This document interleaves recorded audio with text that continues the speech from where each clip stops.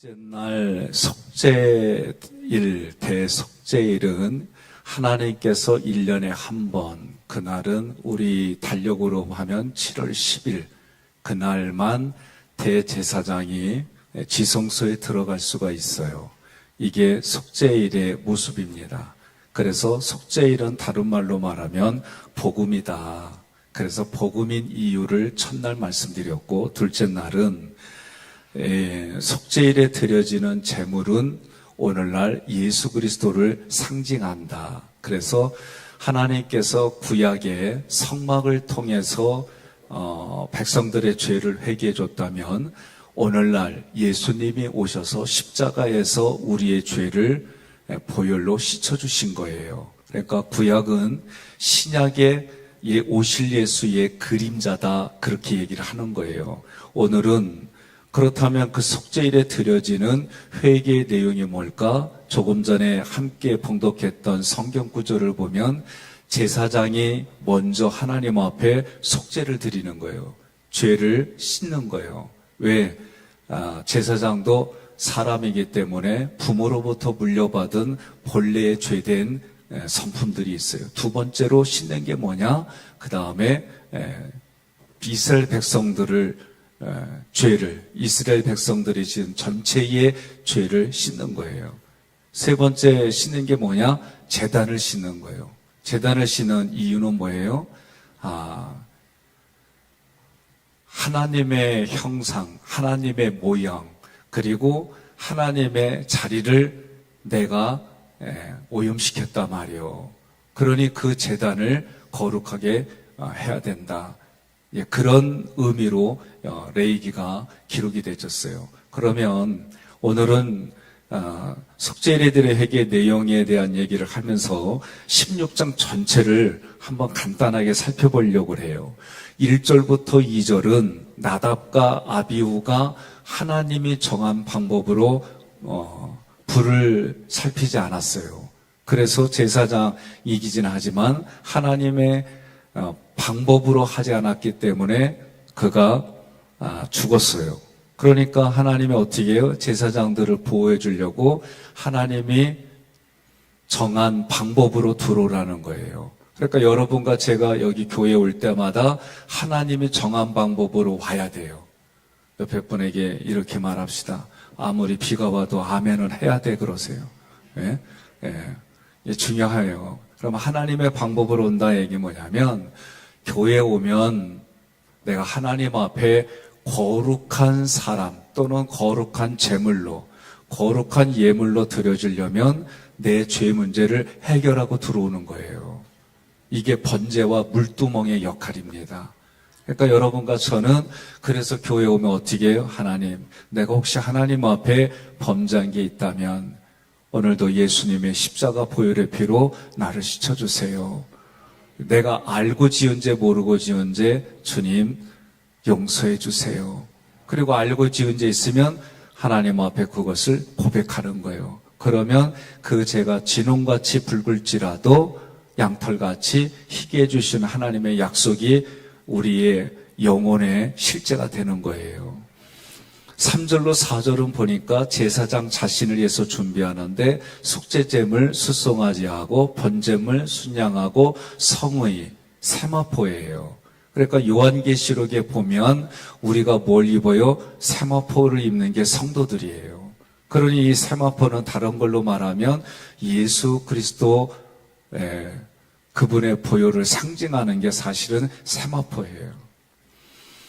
그리고 속옷부터 그리고 고이, 띠, 관 이런 부분들을 있는데 속죄일 날은 제사장이 평소에 입던 옷을 안 입어요. 그날은 세마포로 갈아입고 속죄를 드리는 거예요.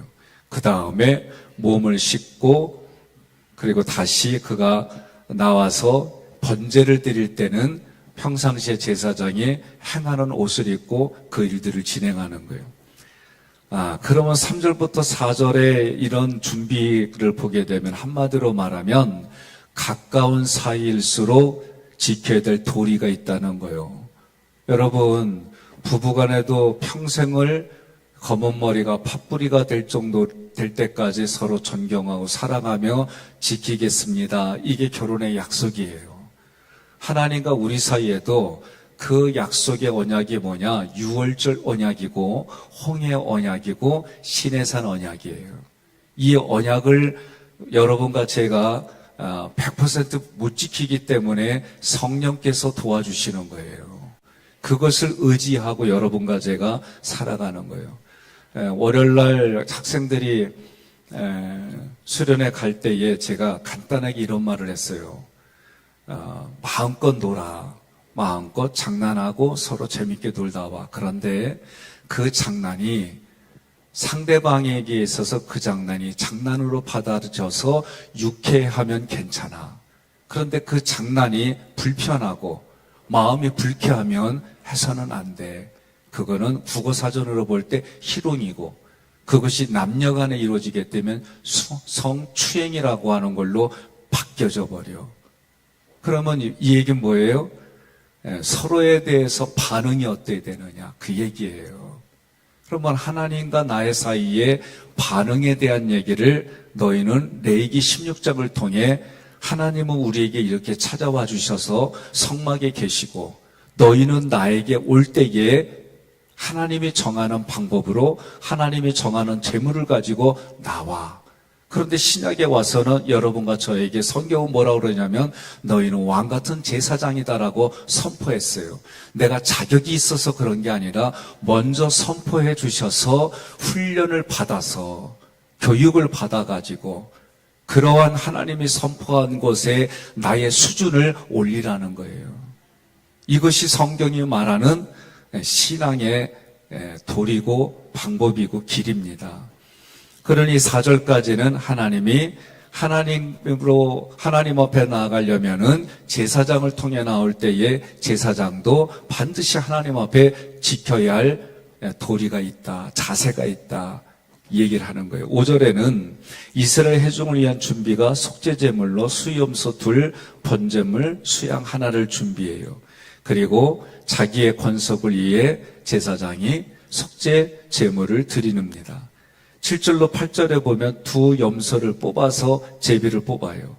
그리고 9절로 10절에 보면 구체적으로 여호와를 위해서 뽑힌 염소는 속죄제로 드려요. 속죄제로 드릴 때는 쉽게 말하면 죽는다는 얘기죠. 그리고 아사셀 제비로 뽑힌 염소는 광야로 보내집니다. 광야로 보내지는 이유가 뭐예요? 우리의 죄가 저만큼 멀리 떨어져서 찾아볼 수가 없다. 그걸 상징하는 거예요. 그렇게 죽은 이 아사셀 염소가 신약에서는 예수예요. 11절로 19절까지는 피를 뿌리는 의식이에요. 이 피를 뿌린다는 얘기는 다른 말로 말하면 성결하게 한다 그런 뜻이죠. 레위인들의 조력 없이 여기서는 제사장 홀로 이 일을 감당하는 거예요. 분명히 다른 예배를 드릴 때는 제사를 드릴 때는 레위인들의 도움을 받았는데 속죄일에는 레위인의 도움을 받지 않아요. 오직 제사장 홀로 이 일들을 진행해요. 그러면 예수님이 우리의 죄를 용서해 주실 때 누구의 어느 누구도 도움받지 않았어요. 십자가에 죽으실 때는 오직 그래서 예수님이 뭐라고 그래요? 어찌하여 나를 버리셨나이까 할 정도로 하나님도 도와주지 않았어요. 오직 예수 혼자서 그 일을 감당했어요. 그러니 우리에게 대제사장이신 예수가 홀로 이 일들을 감당하는 그림자의 모형이 오늘 레위기 16장에서 피 뿌리는 의식을 통해 보여주신 거예요. 13장은 분향을 하는데 보통에는 성소에서 분향을 해요. 그런데 속죄일만 피를 뿌리기 전에 이 피를 뿌리는 의식을 하기 전에 분향을 하는데 이 분향은 뭐예요? 향을 태워서 연기를 뭐라고 해야 되죠? 연기를 뿌린다가 아니라 연기로 채우는 거예요. 그러면 연기가 가득하면 시야가 보이지 않잖아요. 그러면 하나님은 인간의 몸으로 하나님 앞에 오면 반드시 죽어요. 그런데 이 분향이 뭐냐? 다른 말로 말하면 요한계시록에서는 성도의 기도이고 이게 중보기도이기도 하고 또 다르게 보면 이게 예수 그리스도를 상징하는 거예요. 그러니 철저하게 모든 부분들이 오실 예수가 무엇을 하셨는지를 보여주는 게 구약의 제사예요. 20절로 25절에 보면 아사셀 염소가 보내지고 남은 번제물을 번제된 얘기가 나와요. 26절로 28절에는 이제 조력자들이 정결례와 남은 속죄물을 다 소각해요. 29절로 34절은 절기로서 속죄일을 얘기를 해요. 그러면 여기서 속죄일은 뭐라고 그러냐면 큰 안식일이다라고 얘기를 해요. 이것은 하나님의 백성이 속죄를 받아서 하나님과 화목되었다. 여러분, 안식이라는 의미는 쉽게 말하면 이런 거요. 하나님이 준비한 잔치에 참여하는 게 안식이에요. 그런데 안식일을 거룩히 지키지 않는다는 얘기 뭐예요? 하나님이 준비한 잔치에 참여하지 않겠다. 그럼 어떻게 해요? 공관복음서에 보니까 뭐라고 그래요? 그 사람을 잡아다가 어떻게 해요? 어둠에 집어던진다 그랬어요. 그러면 그 얘기는 성경을 신약은 얘기를 그렇게 하는데 오늘 우리는 간단히 말하면 예수를 믿어서 여러분과 저는 빛의 자녀가 됐고 빛의 열매를 자동적으로 착함과 의로움과 진실함으로 열매를 맺고 살아가는 거예요. 왜? 안 맺을 수가 없는 거예요. 우리의 DNA는 하나님의 형상과 모양이에요. 그러면 지금 우리는 하나님의 형상과 하나님의 모양으로 지음받은 것이 우리는 이게 사라진 거예요. 이게 죄예요. 이게 죄예요.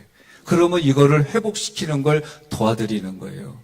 그래서 출애굽기를 우리 장로님들이 출애굽기를 강의하면서 여러분들에게 출애굽기를 같이 나누면서 은혜의 7단계 기도문부터 신명기 때 했던 4가지를 안 할 수가 없는 거예요. 여러분의 삶을 실제로 도와줄 수 있는 게 어떤 거냐? 그걸 통해 도와주는 거예요. 여러분, 이게 어려울 것 같지만 어렵지가 않아요. 쉽게 말해서 성막이라는 걸 다시 한번 봅시다. 그러면 구원을 받았어요. 출입문은 들어오면 번제제단이 있어요. 번제제단에서는 뭐라는 거? 죄의 문제를 해결하는 거예요. 그러면 거기서 나가면 물두멍이요. 물두멍은 세례를 의미하는데 자기 자아를 처리하는 거예요. 그리고 성소에 들어가서 공급을 받는 거예요. 그러면 한번 자기 자신을 뒤돌아봐요. 내가 신앙생활하면서 죄의 문제가 해결이 됐는가? 두 번째, 나의 자아, 내 생각과 감정으로 나 중심으로 살아오고 내 중심에서 벗어나면 화부리고 미워하고 시기하고 질투하는 이런 생각에서 벗어났는가? 저는요, 이 내면의 공부를 하면서 겉으로 포장된 거 한만 얘기하면 뭐예요? 핵심은 내 속에서 내 생각과 감정이 내가 살아온 경험이 그걸 인정하지 못하면 인정하지 못합니다. 내 생각을 주로 이렇게 얘기 안 해요. 대통령도 나오면 뭐라고 그래요?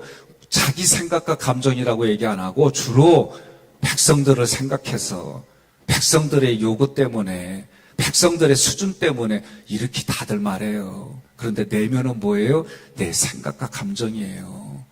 이거 잊어버리면 안 돼. 그래서 내가 하나님 앞에 순종하겠다 그러면 아멘이 되고, 여기서 내 순종하지 않겠다 그러면 겉으로는 아멘인데 종교생활하고 포장하는 것밖에 안 돼요. 그러니 이런 내면을 뚫고 말씀을 실제로 도와줄 수 있는 게 신명기 때 했던 4가지 이걸로 우리들의 신앙, 여러분들의 신앙을 도와주는 거예요. 그러면 출애굽기 구조도를 통해서 내 신앙이 지금 내 신앙의 수준이 어디 있는지 자기가 알아요. 그리고 솔직히 고백하면 그걸 통해 성경이 말하는 처방, 말씀을 가지고 내가 그걸 정말 마음을 열고 받아들일 자세가 돼 있으면 이게 바뀌는 거예요.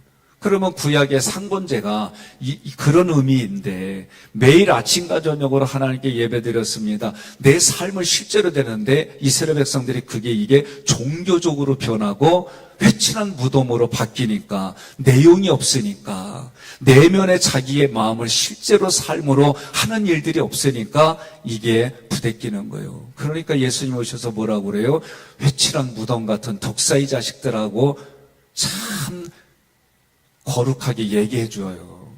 예? 그 얘기 듣고 내가 회개하겠습니다 하고 돌아온 제사장과 레인들도 사두개인들이 있었지만 대부분은 그 말 듣고 찔림을 받으니까 어떻게 해요? 어둠을 좋아하는 이스라엘 백성들이 예수를 죽였어요. 오늘날도 다르지 않습니다. 안식일이라고 하는 것은 내가 하나님의 백성이 속죄를 받아서 하나님과 화목됐습니다. 그래서 이게 큰 안식일이다, 대속죄일이다 라고 기록이 돼 있어요. 이날은 스스로 자신을 괴롭게 하는 날이다 라고 성경은 기록하는데 이건 무슨 뜻이냐면 회개에서 죄악을 떠나는 날이다 그 얘기요. 그러면 이날은 어떤 날이요? 이날은 주의 기쁘신 어떤 날이에요? 축제의 날이에요. 유월절과 더불어 축제의 날이에요. 그러면 축제의 날에 뭐가 있어야 돼요? 재물을 뜯어먹는 고기가 있어야 되고 그거를 먹고 마시는 그날이 그렇게 하나님 앞에 내 죄가 깨끗해졌으니까 뭐하라고? 서로 나눠서 축제를 즐기는 게 그런 의미예요. 그러니까 제가 속죄의 날은 뭐 하는 거냐? 여성계 그날 밥하는 남들은 반드시 고깃국을 끓이고 고기 반찬 해야 되는 거예요.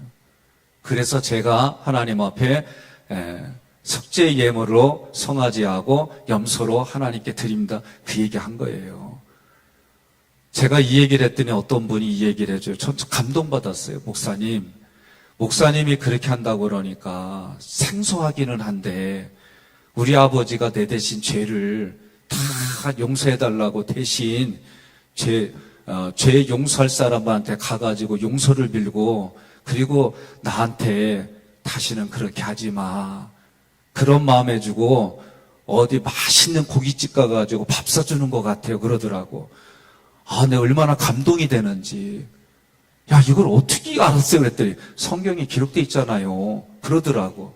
여러분, 속죄라고 했을 때 우리가 죄를 토하고 이것에 용서받는 요 시간은 힘들 수 있어요. 그러나 용서받은 후에 뭐가요? 이들이 지키는 절기는 축제의 그 날이에요. 옆에 분한테 그려. 아무리 피곤하고 졸려도 아멘 좀 해봐 그려. 예. 자, 그래서 사람이 회개하여 죄악을 떠나는 날을 스스로 괴롭게 한다. 여기 괴롭게 한다니까 너무 괴로운 것에만 멈추지 말고 내 죄가 용서받으니까 나는 뛸 듯이 기쁘잖아요. 죄를 가지고 있으면 양심이 무뎌지고 그것 때문에 눈치 보고 사람이 그렇게 돼 있어요. 동물들도요. 집에 키우는 반려견도 지가 지멋대로 하고 막 뭔가 시큰 놀았는데 이게 뭔가 잘못됐다 그러면 눈치 본대. 예? 눈치 본대요. 그리고 막 야단치면은 그래요. 어떤 영상 보면 손 들고 있는 개도 봤어. 예? 그리고 머리에다가 책자 놓고 떨어뜨리기만 해봐라는. 그러면서 벌 주는 것도 봤는데 하여간에 그 죄가 용서받으니까 얼마나 기쁠까. 그러니까 대속죄의 날은 어떤 날이에요? 죄를 회개한 사람들에게는 이날은 주의 기쁘신 그러면서 우리가 축제로 즐기는 날이다. 32절로 33절은 제사장 승계하는 건데 성의를 입고 지성소와 해막과 단을 위하여 제사장들과 백성을 위하여 속죄하는 거예요. 그렇게 임한다는 얘기는 뭐냐면 손을 가득 채운다라는 뜻이 있어요. 이 얘기는 제사장으로 기름 부음을 받는다는 것은 손에 예물을 가득 들고 하나님께 나갈 자로 구별되는 것을 의미하는 거예요. 오늘 말씀 새 구절 본문에서 김 목사님이 우리가 같이 읽었잖아요. 그 세 가지가 첫째는 제사장도 인간이기 때문에 그에게 있는 원죄와 자범죄를 해결하려면 하나님 앞에서 송아지 제물을 드리며 죄의 용서를 받았다. 두 번째로, 첫 번째는 자신을 성결하게 한 다음에 두 번째로는 지성소와 성전을 정결하게 했다. 왜? 나 때문에 그 제단이 오염됐단 말이에요. 이거는 영적으로 내가 하나님과의 관계 속에 인정하지 않으면은 하기 어려운 부분이에요. 그러니 제단을 어떻게 해요? 피로 성결하게 될 필요성이 있는 거예요. 애들이 잘못하면은 동네 어른들이 뭐라고 그래요? 잘못한 사람, 저 어렸을 때 뭐 잘못하면 네 애비가 누구냐? 어른들이 꼭 이렇게 물어봤어요. 그래서 애들이 하다가도 어떤 거다 뭐 하다 그러면 부모님 얼굴에 뭐라고 그래요? 아, 여기 좋은 말 쓰는구나. 먹칠하지 말라고. 우리 동네는 어머니, 부모님 얼굴에 똥칠하지 말라고. 이렇게 해가지고 애들이 그런 거는 교육을 그렇게 받았어요. 요새는, 아이고, 지 새끼가 잘못한 것도 모르고 선생님한테 가가지고 몹쓸 짓을 참 많이 해. 근데 걔가 뭘 보고 자라겠어요? 기억하세요. 우리는 이런 교육이 점점 사라지는 시대에 안타까워하고 그것을 놓고 회개하고 그러니 그걸 가르쳐주는 데는 이제는 교회밖에 없어요. 예? 교회가 소망입니다. 세 번째는 뭐요? 예, 지성소와 성전을 성결하게 한 다음에 제단을 성결하게 했어요. 이것이 회개의 내용들입니다. 제사장과 이스라엘 백성의 죄를 해결하고 성소와 지성소에 피를 뿌리고 바르고 이렇게 해결하고 그 다음에 제단. 왜 제단은요? 하나님 앞에 지성소 앞 성소에 있는 게 분향단이에요. 제단이에요.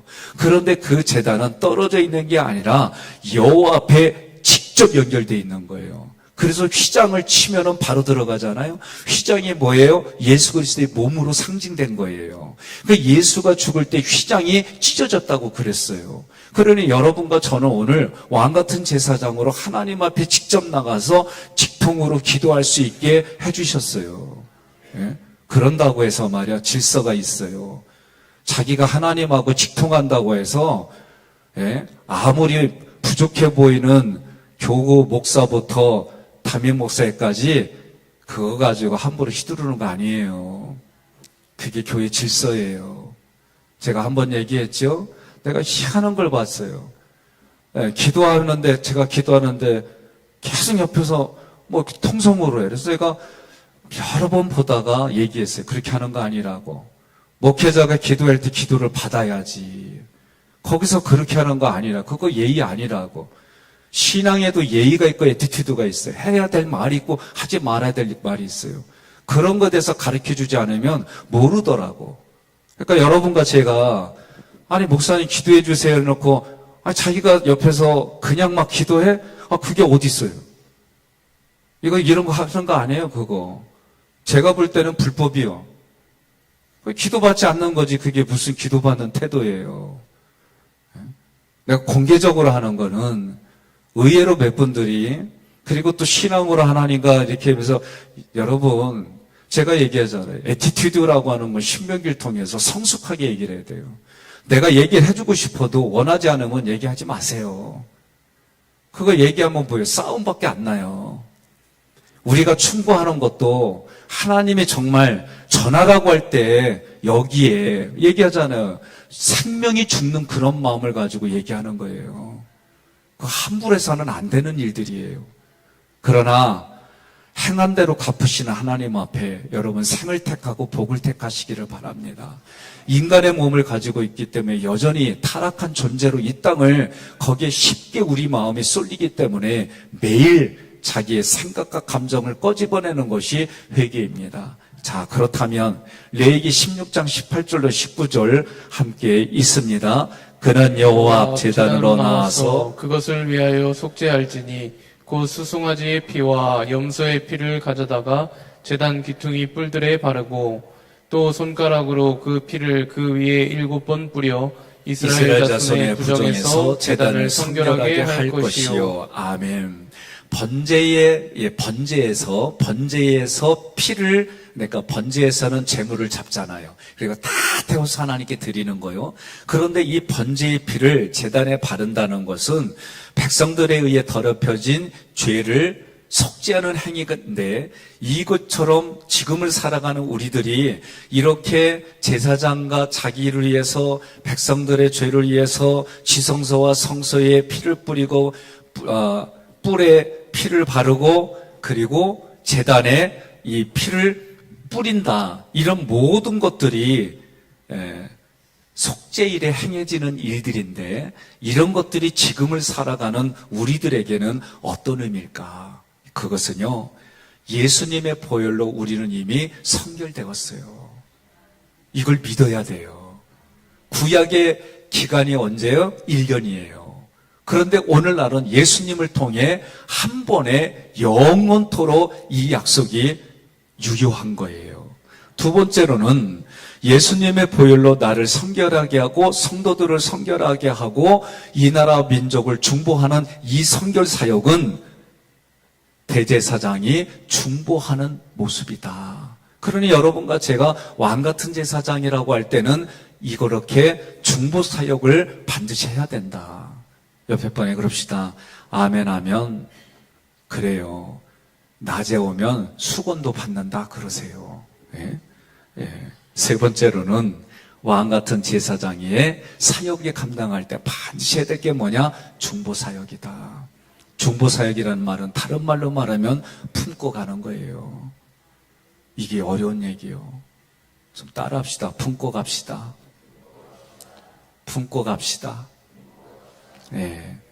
이 세상에서 벌어지는 죄악에 대해 회개의 중보 사역을 감당하는 거예요. 그래서 마지막 구절에 뭐라고 그래? 이것은 영원히 지키는 규례다. 이걸 어저께 해석했어요. 뭐라고요? 내게 관습이 되는 거다. 이 정도로 우리는 회개와 피에 대한 것이 늘 가지고 있어야 돼요. 마귀는요, 예수님의 피만 보면 도망가요. 그래서 우리가 축사할 때에 어떤 사역을 하냐면 보혈의 찬양을 부르는 이유는 그것 때문에 그런 거예요. 예수의 피가 마귀의 일을 멸하는 것이기 때문에 그래요.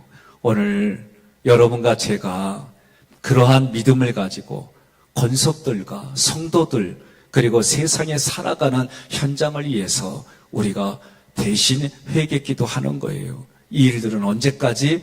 내가 죽음으로 무덤으로 가는 그날까지. 그리고 하나님이 그 일을 위해서 여러분과 저에게 왕같은 제사장으로 회개 사역을 우리에게 주셨습니다.